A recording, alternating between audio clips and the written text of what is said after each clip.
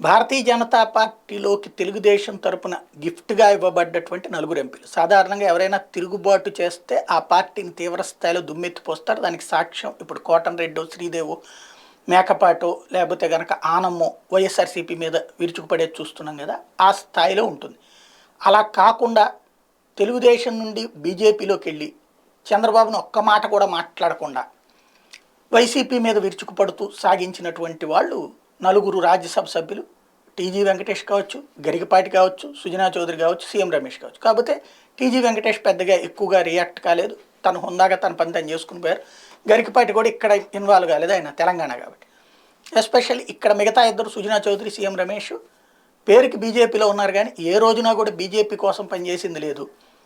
కంప్లీట్గా తెలుగుదేశం కోసం భారతీయ జనతా పార్టీలో పనిచేస్తూ ఉన్నారు. ఇప్పుడు వాళ్ళకి సుజనా చౌదరి పదవీ కాలం ఆల్రెడీ అయిపోయింది. ఇప్పుడు సీఎం రమేష్ పదవీ కాలం కూడా రేపు ఏప్రిల్తో అయిపోతుంది. కాబట్టి మార్చిలో ఎన్నికలు జరగబోతున్నాయి. దాంతో ఆయన పదవీ కాలం అయిపోయాక ఇప్పుడు ఆయనకు పెద్ద పరీక్ష. ఒకటి, చంద్రబాబు అంటే ప్రాంతీయ పార్టీ కాబట్టి చంద్రబాబుని గట్టిగా ఒత్తిడి తెచ్చి 2 సార్లు వరుసగా రాజ్యసభ తీసుకోగలిగారు. ఇప్పుడు ఏంటి?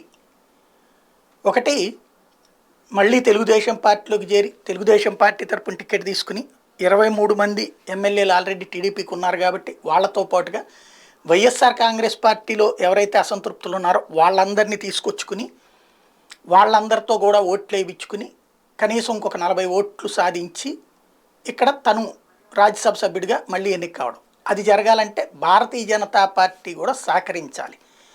ఎందుకని? భారతీయ జనతా పార్టీతో తెలుగుదేశం పార్టీ పొత్తు పెట్టుకునేటట్టయితే అది, లేదు అనుకునేటట్టయితే కనుక వైఎస్ఆర్ కాంగ్రెస్ పార్టీ అంటే డబ్బులతో కథ నడుస్తుంది.